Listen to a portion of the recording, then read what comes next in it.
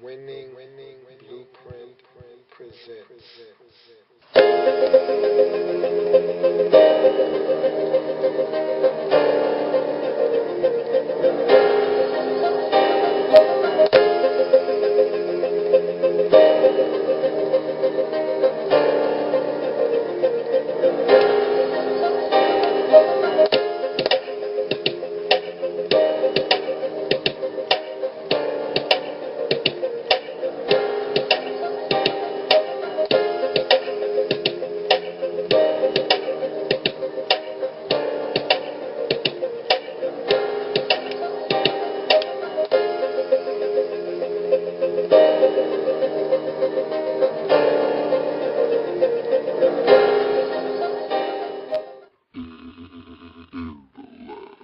Draft Zone. Welcome to the Draft Zone. I'm your host, Lou. Thank you for joining me. This is the 2013 NFL Draft Wrap-Up Series. And what we aim to do with this program is take a look at every single team in the National Football League and their 2013 NFL Draft. Look at each and every selection made by X said team. Today we'll be talking about the Buffalo Bills. No one circles the wagons like the Buffalo Bills. They had 8 selections in this draft, and they did some shuffling and some moving, picked up some picks, and did some things in this draft. And we're going to look at every single selection made by the Bills, grade it out using our baseball grading scale, single, double, triple, home run. There are no strikeouts here in the NFL Draft Wrap-Up Series, as we can never tell if these players are going to pan out or not, and you can't tell if a team reached for a player or not. One team's first round selection is another team's second. Another team's second could be another team's 5th round selection. So you can never tell if a team reached for a player or not, and hence there will be no strikeouts here in the draft wrap-up series. We'll look at each pick made by the Buffalo Bills, grade them out, get an aggregate score for the Bills draft as a whole. And again, we do not just grade out the player. We take into consideration the pick itself, how it was made, when it was made, how that player could impact the Buffalo Bills roster in 2013 and possibly moving forward. So a lot of different things go into these grades. So I've got my draft board behind me. As we all know, no more handy dandy pointer. In its place, the magic wand.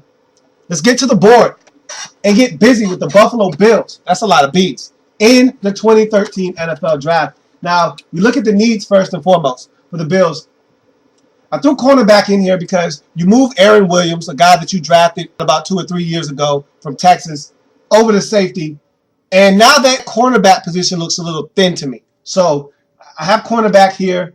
Quarterback, of course, we know the struggles of the Buffalo Bills at the quarterback position. That's been well documented. Really don't need to go into that. Same with receiver. You got Stevie Johnson and, yeah. So we go to offensive line where you lose Levitri in free agency.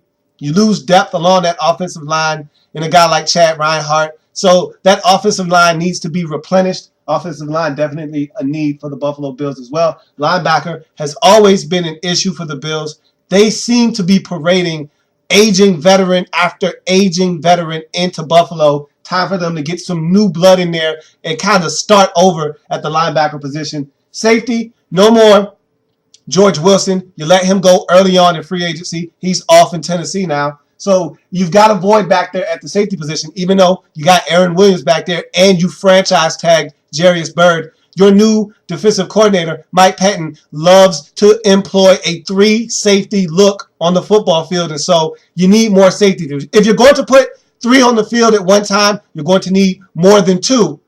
Hey, I guess that's simple math. So you're going to need a plethora of safeties that can come in and be interchangeable. Play some free, play some strong, come up, help you in the box, go back, play deep half of the field. So safety definitely a need for the Buffalo Bills as well. You look at the draft board round, pick, players, position, school. Let's get busy. First round, 16th overall selection from the St. Louis Rams. Remember, Bills held the 8th overall selection coming into the draft.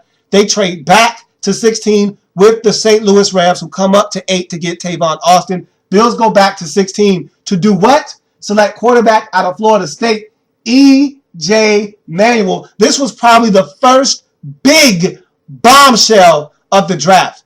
The trade for the Dolphins to come up to 2 to get the defensive end / linebacker out of Oregon, Deion Jordan, was somewhat of a surprise, but not like this one. This one was a ballsy move.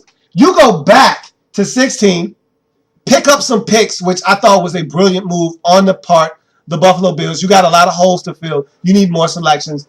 You allow the St. Louis Rams to come up. You go back, and you still get the guy that you coveted in the first round. Now, many people speculated that this guy was going to be the quarterback out of Syracuse, Ryan Nassib.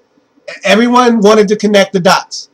You've got Doug Marrone, ex-Syracuse head coach, coached Ryan Nassib in college. It just made sense. Everyone wanted to connect the dots. However, I think Mike Mayock said it best, and I think this is what the Bills feel in this draft. Hey, look, if we're going to make a mistake on a quarterback in this draft, because there was no quarterback head and shoulders above the rest. Everyone was kind of lumped together. Everyone had their faults. Everyone had their strengths. You had to decide which one was the lesser of the evils. And Mike Mayock said it best. If I'm going to make a mistake in this draft, it's going to be with a big, strong-arm, athletic quarterback. Give me the guy with the big arm talent that's athletic. I'll make a mistake with that guy. And so you want the guy with the most athleticism and the biggest arm in this draft? It's E.J. Manuel. And he has huge upside. Now, let me start by saying this. I don't like E.J. Manuel. I don't. I wasn't an E.J. Manuel fan at Florida State. I'm not an E.J. Manuel fan right now. But I will say this. Guy has a huge arm, has huge upside, very athletic. When he decides to pull it and run, this guy can move. Very fluid as an athlete. Can throw the football. This is my gripe. This is why I don't like E.J. Manuel. Has a big arm. Guys with big arms tend to take a lot of risk because they trust their arm so much. They don't think they can be picked off. Hey, I got a gun. I got a cannon. That guy's open, or at least I think he's open. My arm says he's open. I'm throwing it in there. That gives the defense a chance to make plays on the football. Now, look, if the defender doesn't have great hands because this guy can zip it, then he probably won't catch it. But if balls get tipped, they get deflected, guess what? They generally end up in defenders' hands. E.J. Manuel gives you opportunities, gives the defense opportunities to pick off passes. I don't like that. Here's another thing. My biggest knock on E.J. Manuel. Biggest knock for me. He doesn't throw the football in areas that allow his players to catch it and then make a play up the field. Now, of course, there are instances where this guy does it all the time. But I've seen many a throw where guys were open, guys were in spots where they had to reach back for the ball, they had to leap up in the air for the ball, or they had to stretch out and dive for a pass. When they were open, and if he put it in a specific spot where they could catch it and go up the field, there'd be more yards to be gained on that particular play. I don't like his ball placement. I don't like his ball placement at all. And for me, ball placement is key because it's all tied into accuracy.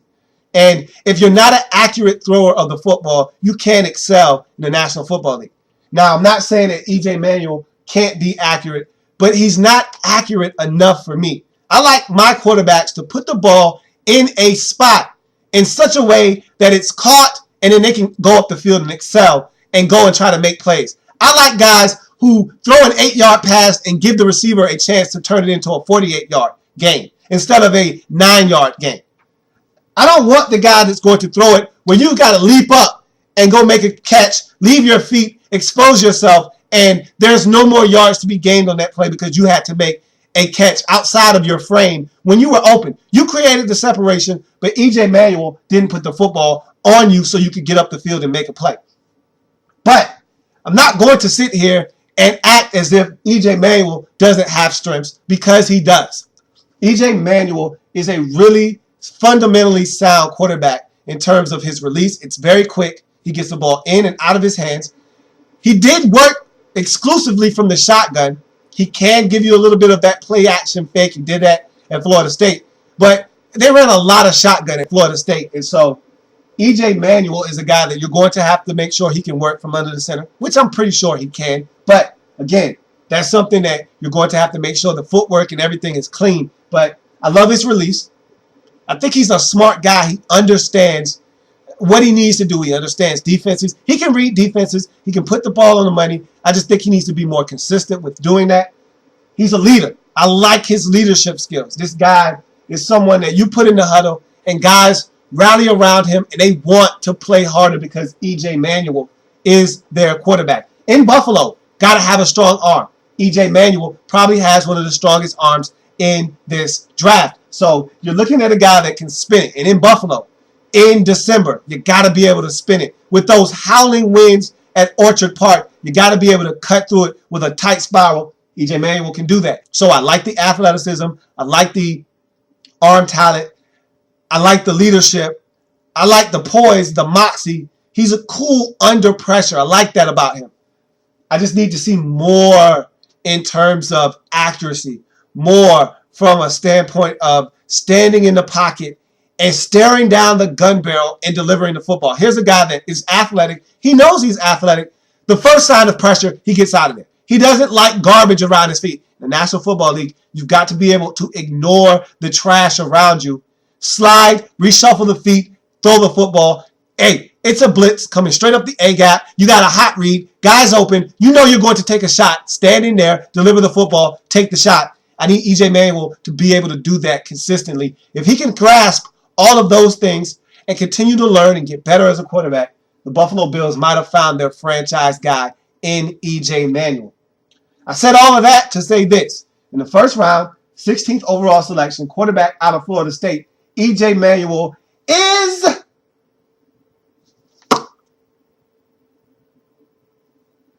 home run. You can put it on the board, Bills.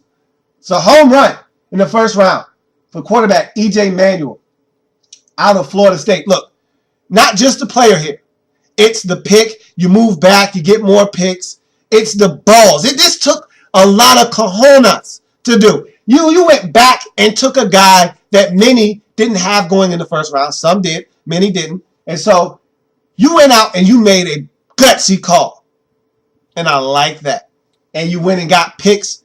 And you went and got a second rounder especially. That's what I like. You picked up an extra pick for this. So I like the pick. I like the player.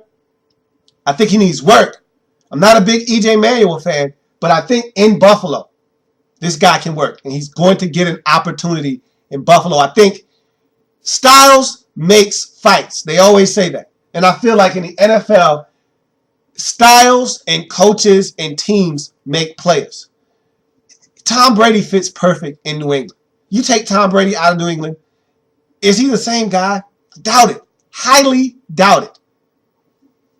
If you get the player in the right system with the right coach, they can flourish. And I think E.J. Manuel might be in the right place. It's a home run for E.J. Manuel and the Buffalo Bills in the first round. So we move on to the second round. 41st overall selection, wide receiver out of USC, Robert Woods.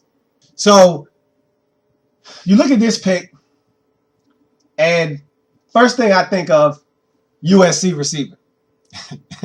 And they do not have a great track record of putting receivers in this league that are ultra effective. I could run down the list of guys: Mike Williams, Damian Williams, Kerry Colbert, Steve Smith. I could go on and on and on. You know, Dwayne Jarrett. It's so many guys that just came in this league and did absolutely nothing. And I just hope Robert Woods isn't that, okay? I have to keep reminding myself because some of those guys aren't in the mold of a Robert Woods, okay? Some of those guys are 6'2", 6'3", 6'5". He's not that. He's 6 feet. So he's more in the mold of a Kerry Colbert. He's more in the mold of a Steve Smith, neither of which are in the NFL anymore. And so I got to keep reminding myself that he's not Kerry Colbert. He's not Steve Smith. And sometimes I get stuck in that because I see USC receiver, I see Kerry Colbert, I see Steve Smith, and then I go, And I shouldn't be doing that. And so sometimes I have to get out of that rut because I go, I hope he's not Kerry Colbert. I hope he's not Steve Smith. I hope he's not Kerry Colbert. I hope he's not Steve Smith. I hope he's not. Oh, he's not any of those guys. He's Robert Woods. And this guy is a polished athlete at the wide receiver position. He's ready to go right now. And so I don't need to lump him in with the rest of the stuff that came out of USC at the receiver position. This guy is an animal onto himself. He's got his own thing going on, and I love Robert Woods as a receiver. This guy is extremely gifted. Very fluid athlete at the receiver position. Forget the 4.5 40. Everyone wants to get hung up on the 4.5 40, and he's only 6 feet tall. What are you talking about? This guy's a technician. What are you talking about? All he did was put up huge numbers at USC. All he did was play in a pro-style offense. All he did was ball out of control in the Pac-12. So I don't want to hear about any of that stuff. This guy was all Pac-10 on the Blitnikoff list every year. This guy is an absolute baller at the wide receiver position. And better yet, he's going to be a great compliment to Stevie Johnson. He doesn't have to come in and be a number one, which is the best thing in the world for him. He can just come in and be a compliment, something that the Bills have not had in about 5 years, which is a good number 2 receiver. The last time they had a really good number 2 receiver might be Peerless Price when he was the Robin to Eric Mole's Batman. It's been that long in Buffalo since they actually had a reliable number 2 receiver. It's been a long time. So you get Robert Woods in there, and this guy is a technician. In and out of breaks, snatches the football out of the air, gets up the field. He does everything. He can run the complete route tree. You gotta love it. And so for me, second round, 41st overall selection, wide receiver out of USC, Robert Woods is a triple. And I think this guy is going to make a phenomenal football player in the National Football League. Now, all you got to do is find a quarterback to get he and Stevie Johnson the football, which that is a totally different issue. Now let's go to the needs board and check on what the Bills were able to take care of. First round selection, E.J. Manuel, quarterback, takes care of one need. Robert Woods, receiver out of USC, takes care of another. So Bills getting rid of some needs early on. We move on to your second round selection, and this is a big one because this is the one you got from the Rams. 46th overall, linebacker out of Oregon, Kiko Alonso. I like this guy a lot. I like Kiko Alonso because he's not afraid of contact. 6'3", 240, runs to the football, and sometimes runs to contact. I think that one of the best quotes I heard in this whole process was about Kiko Alonso. And Charles Davis said, look, you know how some people run to the football and some guys run away from contact? Well, Kiko Alonso runs to contact. You know how some guys run to daylight? He runs to contact. He runs to flesh. All I could do was laugh because that means this guy is physical. And if he's supposed to be in the A-gap, meeting that fullback in that hole, guess what? He's going to more than welcome that challenge. He's going to go in there head on, and this guy throws his body around with reckless abandon. And he doesn't care who it is. 330-pound guard coming his way, he doesn't care. Center, doesn't matter. Fullback, he could care less. He's trying to get to someone and blow him up, whether it be the ball carrier or not. He just wants to get involved with the play. And you got to love a guy that's not afraid of contact. I've seen many a linebacker who is supposed to be in that C gap, off tackle. And their job is to fill in that gap and make sure that this play does not cut up the field. Make sure that this play either scrapes to the outside or he has to reverse field. But he cannot come up the C gap. And I've seen many linebackers see a guard coming at him, 330 pounds, and they just they just move out of the way. Get sealed to the inside, running back takes off, right up that C gap. That's not happening if Kiko Alonso is your linebacker. He's going to go in head first, and he's going in with reckless abandon. So, and look, I think he's underrated as a defender against the pass as well. This guy isn't that bad against the pass. Honestly, he's not. I've seen this guy play some tight ends straight up make some plays on the football. You get this guy to cover the back out of the backfield on a pass out into the flats. Kiko Alonso is there. I don't want this guy covering a receiver on a stick route or a receiver on a wheel route up the sideline now. No. Not saying that, but in short areas and very condensed areas, 10 yards and in, I think Kiko Alonso is more than capable of handling his own in pass coverage as well. He was second on the team with 4 interceptions in 2012, so he can catch the football if it comes in his general direction. He was second on the team in tackles, so this guy is always around the football. I love Kiko Alonso. I think this is an excellent pick. And again, the Bills need to get younger. They need an infusion of young blood at the linebacker position. And so here's a guy that's going to help you along with that process. Kiko Alonso, for me, is a really good selection for the Buffalo Bills here. He just has to stay out of trouble. And he just has to stay healthy. Here's a guy that suffered an ACL tear, missed a season. And even if he was healthy, wouldn't have been able to play anyway because he was suspended for DUI. He broke into someone's apartment and passed out because he was drunk. So, and all of those transgressions hopefully are in the past. They didn't happen in 2012. So let's hope that he's gotten past that phase of his life and now he's a changed man and realizes the mistakes that he's made. And hopefully he can stay healthy and not be injured. He had a wrist injury, did not compete at the combine. And so let's hope that Kiko Alonso can stay healthy because he's a guy that throws his body around. And when you throw your body around, you're very susceptible to injury. But if he can stay healthy, stay away from the off-the-field issues, you got yourself a triple in the form of the linebacker out of Oregon in the second round, Kiko Alonso. Really love that pick. I think Kiko Alonso is a guy that you'll be very happy with in Buffalo. Much like Paul Posluszny, who you let walk away and go to Jacksonville. You got a guy that's not afraid of contact, that's going to be that hard-nosed linebacker in the middle of your defense. So moving right along. Now we're in the third round. 78th overall selection from the St. Louis Rams.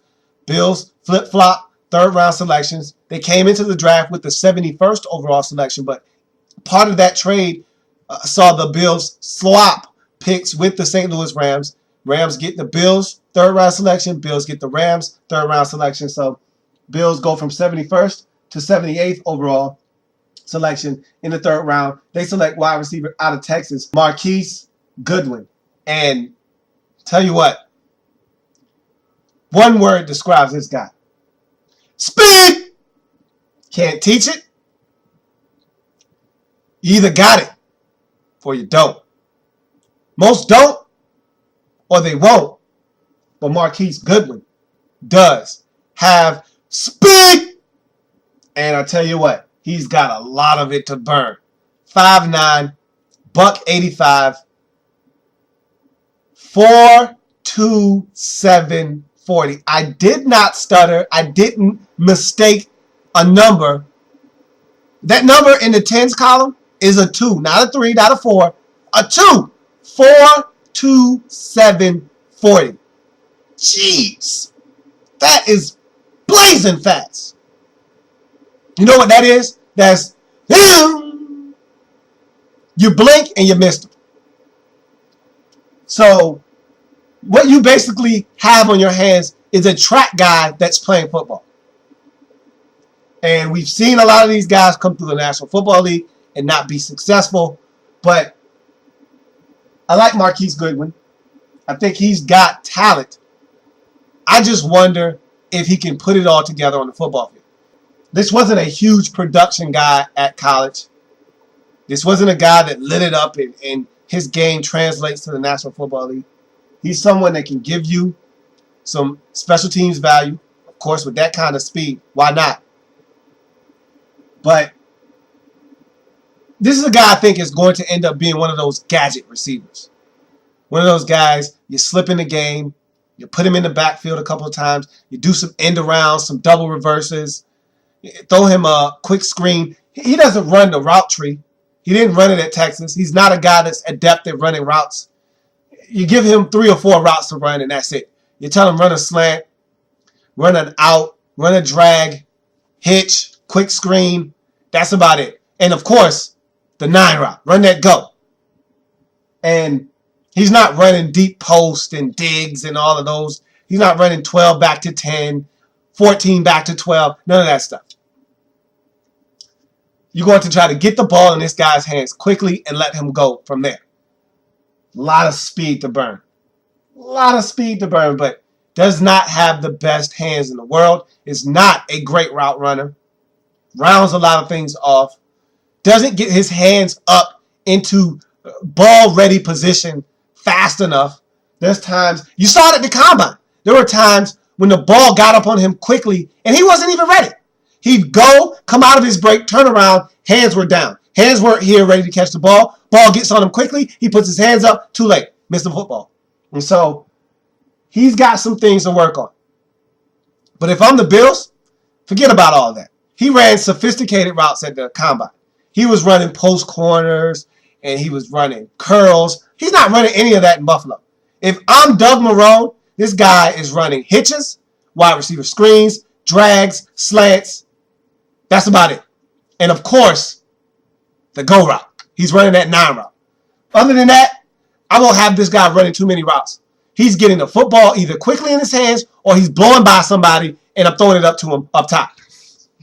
But I'm not asking this guy to run sophisticated routes. So you won't have to worry about him getting in and out of his break or anything like that. I want this guy in my slot catching a screen. I want this guy in the slot running a drag route. I want this guy going in motion so you can't jam him off the line and getting a head start and running down the field and beating guys. I want this guy running reverses. I want this guy running tall sweeps out of the backfield. I want this guy catching screens, swing screens out of the back. I want this guy getting the football in his hands quickly because he has the one thing you cannot teach: speed. So, in the 3rd round, 78th overall selection, wide receiver out of Texas, Marquise Goodwin, is a triple because you cannot deny the speed. Now, will he pan out in the National Football League? I don't know. But I do know that he has something that you cannot teach. And many guys don't have what he has. There's not many guys in the National Football League walking around running a 4.27 40.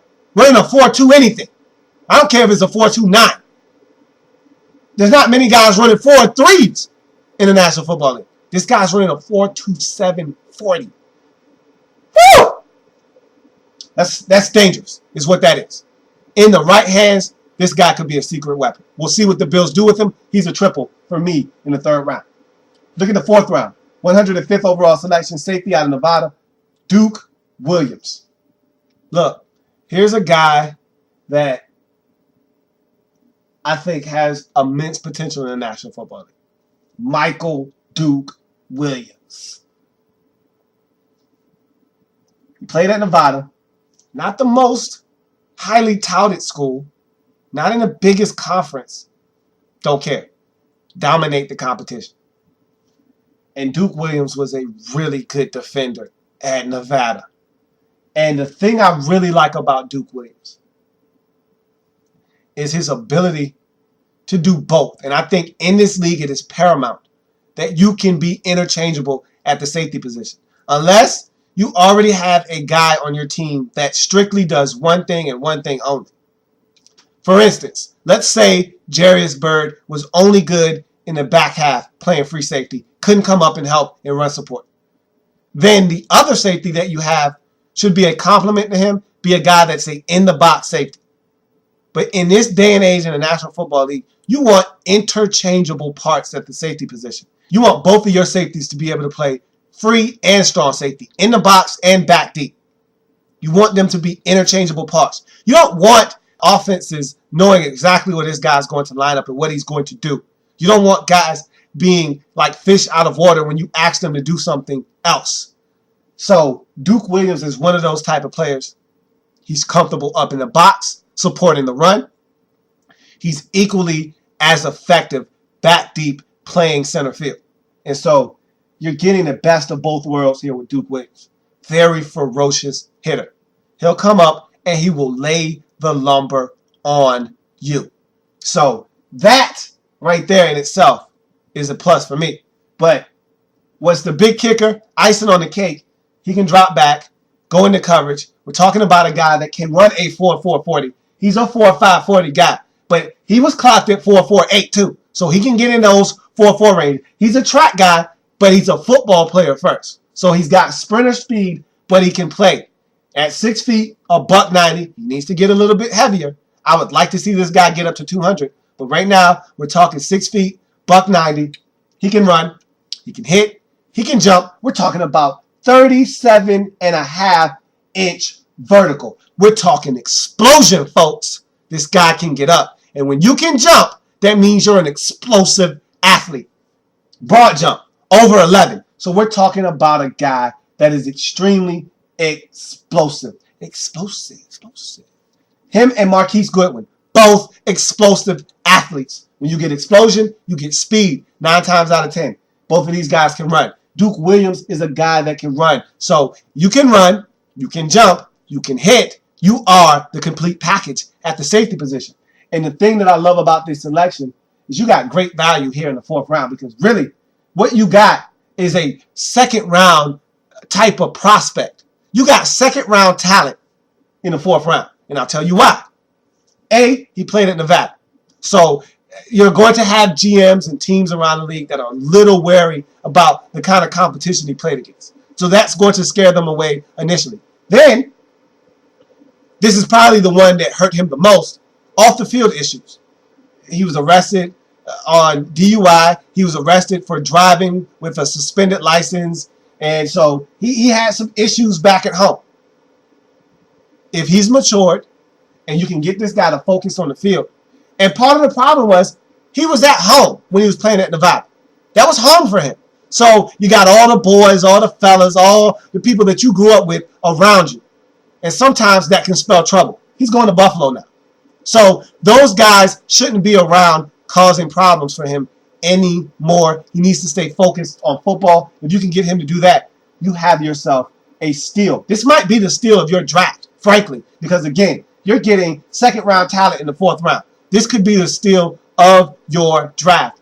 In the 4th round, pick 105, safety out of Nevada, Duke Williams for me, is a triple. If there were no off-the-field issues here, this guy's a home run for me. But I need to make sure that, A, he can put on some more weight, because I'm not comfortable with him being a buck 90. And I know the Bills will get him in the weight room, get him in that weight program, and get him up to about 200 pounds. Can he carry that weight the way that I think he should be able to? We don't know. Some guys aren't comfortable with extra 10 pounds on them. Maybe he's no longer a 4.5 40 guy at 200 pounds. Maybe all of a sudden he's a 4.57 instead of a 4.51 guy. Who knows? We'll see. But I need to see that, and I need to make sure that he gets it off the field, because on the field, the guy has everything you're looking for. So it's another triple for the Buffalo Bills in the 4th round with the safety out of Nevada, Duke Williams. Let's go up to the board, and Duke Williams meets a need at the safety position. Marquise Goodwin meets a need at receiver, so we go there again. And also, Kiko Alonso, linebacker out of Oregon, meets a need at linebacker. So Bills knocking down needs left and right in this draft, which is exactly what they should be focusing in on in this draft. So now we go to the 5th round, 143rd pick overall, safety out of Clemson, Jonathan Meeks. I just told you that the Bills have a new defensive coordinator in Mike Pettin, and what he likes to do is employ a 3-safety look at times on the field. And so I already told you that they have Aaron Williams, who they converted from cornerback to safety, back there at safety. We already know Jarius Byrd has been retained with that franchise tag. So you got 2 safeties that are starting right there. They draft 2 more in back-to-back rounds in Duke Williams and now in Jonathan Meeks. And so you're thinking, well, how many safeties do they need? Well, you're going to need all of them, and you need guys that are very versatile. Here's a 6'1 defender that's 200 pounds, that runs a 4.5 40, that can really move, that played really well at Clemson. Another athletically gifted guy back there. They all look the same. They all are athletic. They all can hit. They all can cover. That's what you want at the safety position. We know what Jarius Byrd brings to the table. Okay? One season, this guy had about 10 picks, it seemed like. He was all over the field. Jarius Byrd is a guy that walks around with stickum on his hands. Because if the ball is close, Jarius Byrd is going to pick it up. And you're surrounding him with guys who can hit, who can run, and make plays on the football as well. And so they're going to be wonderful compliments to Jarius Byrd. And Meeks is another one of those guys. Long, athletic, can make plays on the football, isn't afraid to come down, stick his nose in the run game. Look, the thing about these two safeties, Williams and Meeks, both of them are very athletic. They trust their eyes sometimes to a fault. And just like a lot of these young, very talented and athletic safeties who want to make plays, guess what happens? They get nosy. And the one thing that these two safeties, Williams and Meeks, are both susceptible to is the play action fake. They see the ball. Quarterback sticks it out there, turns his back to the defense. They come sucking up. They think it's a run. It's a pass. They take 2 or 3 steps up. Those are false steps. And in this league, with the kind of speed like guys like Marquise Goodwin have, and we know you're in a division with the Miami Dolphins who now have a guy like Mike Wallace. You take those 2 false steps. Guess what? Mike Wallace is 3 steps behind you. You can't catch it. So you got to be careful. It's a gift and a curse. Because if it is a run, guess what? These guys are 20 yards off the ball. After that ball is snapped and handed off, they're right there at the line of scrimmage ready to make a play because their instincts take over. And they're already crashing down. But if he pulls that ball out and it's not a run, it's a pass, and he goes play action fake, and they take those 3 steps up, they are toast. And so it's a gift and a curse. And Jonathan Meeks, much like Duke Williams, one of those guys that's very athletic, very, very aggressive. And when you're aggressive sometimes, you can be over-aggressive. And sometimes that aggression can be turned against you into a 62-yard touchdown pass right over the top where you were supposed to be, but you were being nosy coming up for the run. So you got to be very wary of that if you're these young safeties. But you got a lot of talented guys, and Meeks is another one of those at 6'1", 205, really good feet. His hands aren't the greatest. He could be a little bit better in that department. I'd put Duke Williams and Aaron Williams and Jarius Byrd in front of him in terms of catching the football.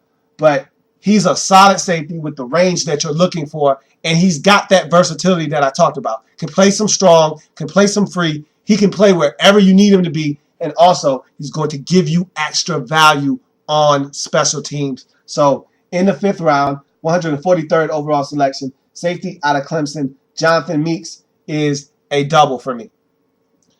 So you move on to the 6th round, 177th overall selection, kicker out of Florida State, Dustin Hopkins. Look, he's a kicker, and I don't mind kickers after the 5th round. We're in the 6th round, so I don't have a problem with Dustin Hopkins being your selection. You need good field goal kickers in this league. We saw how important they were last year. Legatron, Greg Zuerlein, the rookie kicker for the St. Louis Rams, single-handedly was responsible for some of the victories for the St. Louis Rams. He is a big part of the reason why the Rams were 7-8-1 last year. And this was a really bad football team the year before that. Now, Jeff Fisher had a lot to do with that. Having a really good field goal kicker, a guy that you can rely on, that all you need to do is get to the 40-yard line and you're in field goal range. That's a luxury that not a lot of teams are afforded in this league. And trust is a big thing. You got to trust your field goal kicker to make it. No one wants to put their field goal kicker on the field for a 55-yard field goal if you don't think he's going to make it, because if he misses, guess what? The other team has excellent field position. So you got to entrust yourself to that field goal kicker. He's got to prove to you that he can make kicks, and you need guys with strong legs. Dustin Hopkins was one of the best kickers in all of college football. Here's my thing. I'm a little nervous. Not going to lie to you. I heard someone say that, hey, this guy needs to work on making the big kick. Making the clutch kick when it's all on the line. He needs to work on that. And then you know what they told me? You know what they said to me? I compare this guy to Billy Cundiff. What? You can't say that to me. That's blasphemy. You can't say, hey, I need this guy to work on making and drilling the clutch kick when it's all on the line. Oh, yeah, by the way, he reminds me of Billy Cundiff. That doesn't go together. Those two phrases don't go in the same sentence. Because if he reminds you of Billy Cundiff, that means this guy is scared to death of the big kick. This guy is pissing in his pants when you tell him, hey, be ready, we're driving down the field for a game-winning field goal. He looks like he's ready to regurgitate his morning breakfast when you tell him that. Because that's what Billy Cundiff was. And to top things off, he looks exactly like Billy Cundiff. That was too much for me. That was way too much for me. You tell me he needs to work on making the game-winning kick. You tell me, hey, this guy looks and sounds and feels like Billy Cundiff, and then he actually looks like Billy Cundiff. I'm done. Dustin Hopkins, kicker out of Florida State in the 6th round, is a double for me. Hope and pray that this guy is just as effective as he was at Florida State, and nothing, I repeat, nothing like Billy Cundiff, for your sake. So he finished up the draft in the 7th round at pick 222, tight end out of Arkansas, Gragg. Wait a minute. I'm going to tell you this right now. Shh. I'm intrigued. I'm intrigued. This guy has my attention. Had no idea who he was. Went and watched some film. Watched him perform at the combine. He put me on notice. I like this pick in the 7th round. Ex-receiver, 6'3". So, right there, he's got solid size. He's one of those tweener type of tight ends. This new breed of tight end that we're seeing in this league. One of these hybrid tight ends. That's the word that we like to use for these 6'3" and under tight ends. Hybrid. He's one of these hybrid tight ends. Ex-receiver, but plays tight end. 6'3", about 240, 245, 250. Runs a 4.5 40 flat. So that means we're kind of in that 4.4 range, close to it. That's some dangerous speed. So right there, I'm intrigued. I already told you. Very intrigued by this guy. Hold on, I'm not finished. Explosive player. 37 inches in the vertical. 10.8 in the broad jump. This guy has my attention because I just told you. Anything that has to do with leaping shows explosion. He's explosive. Then I watch this guy run. He's a strider. He's fast. He's fluid. He's a fluid athlete. I think people don't give him enough credit for being a fluid athlete. Hands are pretty good. They're not great. They're not suspect either. So he can catch the football. And again, ex-receiver, so he can catch the football. I'm intrigued. Now, blocking, not his forte. He's not the best blocker in the world. But you're not drafting him to be a blocking tight end. You probably have a guy on your roster that can do that. Put Scott Chandler in the game and let him block and catch some passes. Let this guy come in when nobody's looking. They don't know who he is. And let him sneak out of there and catch some passes. He's very athletic. There's so many things you can do with a guy that's running a 4.5 40 from the tight end position. I'm intrigued, Buffalo fans. I'm intrigued here. Okay? Now, I'll give you a couple of things that worry me about this guy. First off, not a lot of production at Arkansas. He had some, but there wasn't a lot there. Had some injuries as well, especially the one in 2012 to his knee that saw him play in only 5 games and then miss the remainder of the season. So have a little bit of an issue there with the injuries. Hopefully that's behind him. But I'm very, very intrigued by the tight end out of Arkansas in the 7th round, Gragg. He played at a big school in a big powerhouse conference and was able to do some things. I'm telling you right now, watch out for this guy. Wouldn't surprise me if he made your roster. Wouldn't surprise me if he was a contributor in 2013. Gragg, tight end out of Arkansas in the 7th round, is a double for me. And if not for the injury, he might even be a triple. I like this guy. I'm so intrigued by him. I am that enamored with Gragg. I would love to get my hands on this guy and see what I could get out of him. Now the Bills have him. You've got something to play with. Look at him as a replacement to David Nelson. Even though he was more of a receiver, he was skinny, he was in the slot. Use him in that nature. I think you'll find that you have a diamond in the rough here in Chris Gragg. I'll be keeping my eye on him, that's for sure. I'd love to see him make your roster. So let's go back to the needs board and get another safety in Jonathan Meeks. And that's it. No offensive lineman. That's a little questionable. No cornerback. I guess I could see the Bills getting away with no cornerback. You might feel good about what you have out there. I thought offensive line was a definite need. At least a guard. But, okay, fine. So you look at the draft as a whole for the Buffalo Bills. E.J. Manuel, home run. Robert Woods, triple. Kiko Alonso, triple. Marquise Goodwin, triple. Duke Williams, triple. Jonathan Meeks, Dustin Hopkins, and Chris Gragg, all doubles. You average it all up. It's actually a double. But they're so close to a triple. And they don't have any singles. They don't have any picks that I just don't like. It's a triple for the Buffalo Bills. I actually really like this draft by the Bills. Doug Marrone has come in, and they're really getting this thing kick-started the right way in Buffalo. So I think that you got your quarterback now.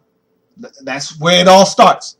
If E.J. Manuel doesn't work, chances are Doug Marrone isn't going to work, and he's going to be fired in Buffalo. So here it is. Here's the start of your regime right now in Buffalo. Here it is. Here's the future right here. E.J. Manuel. You staked your future in E.J. Manuel. Hope you know what you're doing, but it took guts. It took balls to do that. So I'm on board. I'm all in because that took some gumption right there. So here it is. This is the draft right here that's either going to save your job and make you a fixture in Buffalo or is going to have you out of there in 4 years. Right here. This is the draft. Because if E.J. Manuel works out, if Robert Woods is who you think he is, if Kiko Alonso and Marquise Goodwin and Duke Williams are all guys who can contribute to this football team, Doug Marrone will be your coach. The Buffalo Bills will be in the playoffs, and this will be a really instrumental draft in you becoming a really good football team. But if E.J. Manuel flames out in the league, if Robert Woods is another one of those USC receivers that I talked about, if Kiko Alonso can't stay healthy, can't stay out of trouble off the field, if Marquise Goodwin is another one of these burners that can't play football but is a track guy just trying to play football, then you're back to being the Buffalo Bills. And as we know, no one circles the wagons like the Buffalo Bills. But I have faith in this new regime in Buffalo, and I think this draft is going to kickstart some success for the Buffalo Bills. May not be in 2013. May not be in 2014. But these guys can play football, and I think this triple in the 2013 draft could be the beginning of something special in Buffalo. Lord knows they need it in Orchard Park. So that's going to do it for the 2013 NFL Draft Wrap-Up. Draft Zone.